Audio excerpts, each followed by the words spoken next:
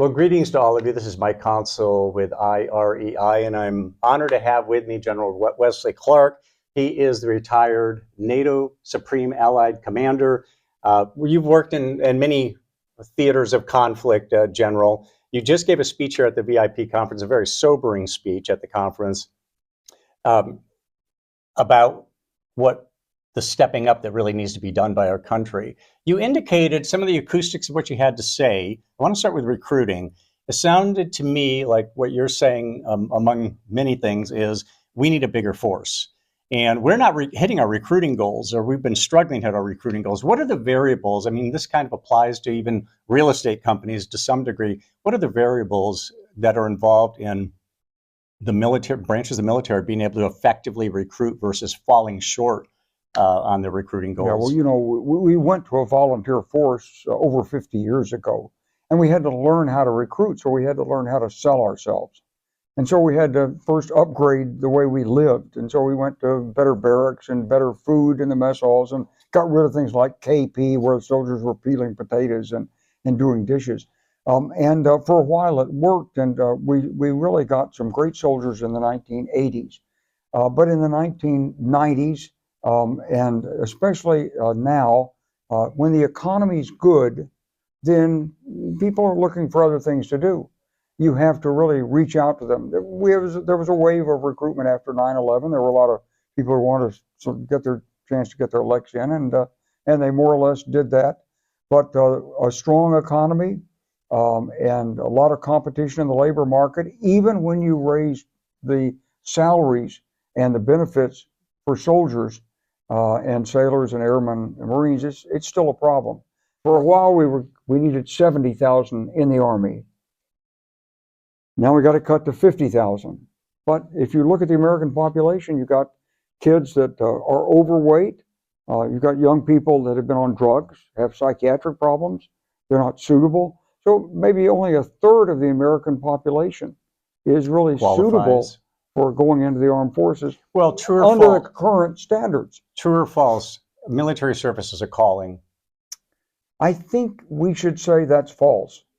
We should make it false, because logically, not that many people want to give up their freedom, be pressed into a uniform, and risk their lives. You have to appreciate the larger context of it. So it's not a calling to the military, it's a calling to serve your country. And the country has to want it, appreciate it, and draw people in. It's the idea of serving something that's greater than yourself. Mm-hmm. It's not the glory of the sword and the chessboard in the Marine advertisement. Maybe that brings in a few Marines. It probably does. But for most part, it's about public service. It's about paying back to the society that's raised you. But you still believe in a volunteer army? Or do you I think the Army as a volunteer is better for the Army. I think it's better for the society if everybody has an obligation to serve. And I think you have to get the right balance between it. So I like a relatively small, elite, a highly motivated, volunteer, active force. I'd like to see a much larger, stronger, able, ready, capable reserve force in which people felt an obligation to serve their communities. Now, all very expensive. Military building is very expensive. Recruiting more soldiers is expensive. Paying them well, taking care of them. Right now, we're spending, I think you indicated 2.9% of GDP on military. You are indicating we should really be at 5%. But the United States spends more, my understanding is we spend more on the military than the next 10 countries combined, which includes Russia and China. So what about, and I think that's going to be an obvious pushback to a military buildup of the kind you're talking about. What's your comeback on that when we're spending so much more? It's not really accurate. It isn't accurate. What's the accurate First of all, we number? Spend a large part of the defense budget on people. Russia and China don't do that. We have to put aside money for retirement. We pay for the medical expenses and so forth. We rope everything into the defense budget.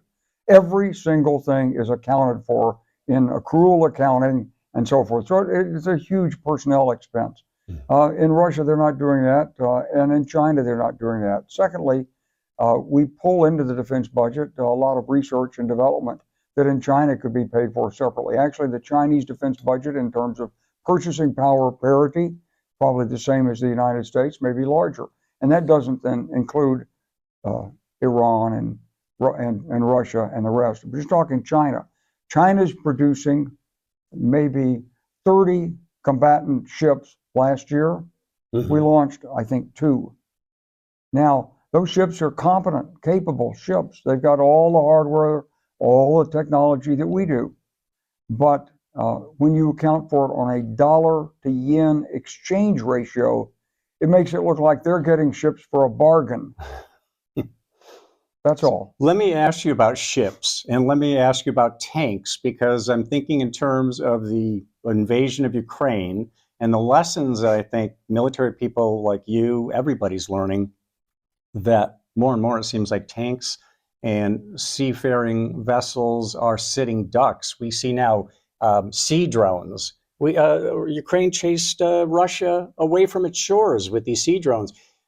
There's a lot of talk about reformulating the military, that we have weapon systems from the Cold War. What's your thinking on that? What have we learned from Ukraine, and what does the military need to do in terms of not just building more, but maybe changing the whole weapons matrix? Well, you have to be very cautious in this, because you have to adapt to whatever war you're fighting. There's a place for tanks, there's a place for ships, but in Ukraine, for example, when the front stabilized, then this opened up the opportunity to these first-person view drones. It made it much more difficult to use tanks. If there had been mobile armored warfare in Ukraine, which is what the Russians wanted, then you'd have a guy running around with a model airplane with a set of goggles saying, "Hey, I got to put this down somewhere, and how do I launch this plane? And darn it, that tank's already out of view. Or that tank's coming right at me. Get that plane up." But see, that's not what's happening in Ukraine right now. But it could happen in the next war. So this is the challenge of preparing. You have to have an agile, adaptable military. You have to quickly assess what the needs are in the theater of war. And you have to respond to those needs. So in the case of tanks, the tanks are not used that often in mobile combat because there's huge minefields. Question is, okay, how do we get through the minefields? Okay, now the Ukrainians are developing mine-clearing robots and drones that can help drag explosives over the mines and blow up the mines. That's adaptation. When that happens, the tanks will go in. When the Ukrainians went into Kursk and broke through, they used tanks that got in there. You've got to have what we call combined arms. So you've got to have the ability to bring maneuver. You've got to have firepower. You've got to have intelligence collection. You've got to have anti-aircraft capabilities. You've got to have engineering. You've got to have communications and supply. All of that has to work together, and it has to be echeloned, because the commander at various levels can only do so much. So how about drones being integrated into that? Drones are integrated into it. That's part of your firepower. Are we where we need to be on drone technology and drone deployment? We're working it really hard, and we think in companies like Anduril, where you can launch a whole flock of drones at once and they can all cooperate. Sounds great, but in war, and as we've seen in Ukraine, it's a action, reaction, counteraction cycle.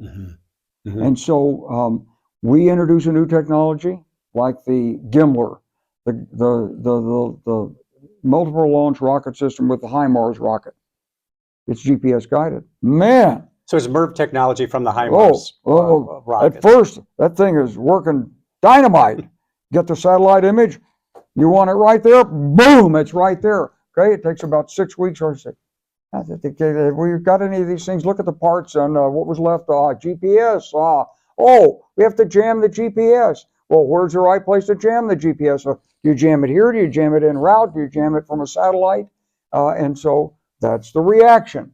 And now, if you've got to be careful where you're using your guided rockets, because if that's an area that's protected by GPS jamming, you got to have another way of hitting the target other than GPS. Now, you bring up a good point here, because when you stop and look at the the situation with Russia came in there looking like Keystone Cops. But they have learned a lot along the way, and they made all these adjustments you're talking about. Isn't it true that the United States and Israel are such fearsome fighting forces because we fight a lot? And there's a lot of course, we want peace, and we don't want our army to be battle ready by just battling all the time. But isn't the fact that we've been so active in warfare? I mean, you can't just practice war. You have to actually fight war to understand. Maybe that's part China of it. doesn't have a single soldier or general with any combat experience. Maybe this is part of it, but you can do a lot through training and simulation if you do it the right way. And the reason we've looked good in war is because we do believe in training. Now, here's the difference. We did a study in the United States Army after World War II. And we measured the effectiveness of soldiers in various armies. It turned out if you normalize it and said, well, let the U.S. soldier be 1.0, then how effective was a German soldier? Said 1.2. Really? And the Brit? 1.1. You mean, and this was really infuriated people, you mean we weren't as good as the Brits or the Germans? That's right. That's right. But why? But why? Took us another 25 years to figure this out. It's the kind of training you're giving to the individual soldier. You have to train him in more than simply how to shoot a rifle. You have to train him in teamwork, in how you work as a squad, in how you have a fire team go forward, another fire team is in support, in how to use demolitions and special weapons, in how to clear a trench line, in how to evacuate people under fire. Team drills. We believe that the individual is sovereign, an important part. In Russia, it's a collectivist state. Mm-hmm. They don't value the individual the same way. Right. That's the basic difference. What's the saying? Train like you fight and fight like you train. Is that the saying in the military? Some people say that. You don't necessarily buy that. Look, you just never know. You have to be trained when you go into combat, but you may not fight exactly the way you were trained. You have to be smarter and more disciplined and more capable than the enemy. You're eyeball to eyeball at some guy. You're looking at him through a periscope across a trench. He's 3,000 meters away. You think, oh, I'm safe. Yeah, but he has he has a sight on you. You stick up your helmet and a mortar round comes in on you, okay? So what are you going to do about that? I mean, you can say, well, there's a training method. Constant adjustments. The training method is don't put your head up. But how do you get back at him? So you have to outsmart your adversary using your set of skills. Mm-hmm. If we don't fight a war for the next 20 years and then we deploy our military, you're saying that because of the quality of the training that we're doing now, sure, they would be effective. Sure. We're continuing to study every battlefield. Gotcha. Okay. So if you were asked, final question in general, if you were asked what for instance, there's a proposal out there saying, why does every branch of the military have basically an Air Force within it? We have an Air Force. So why do the other branches have to have Air Forces? This is not efficient and so on and so forth.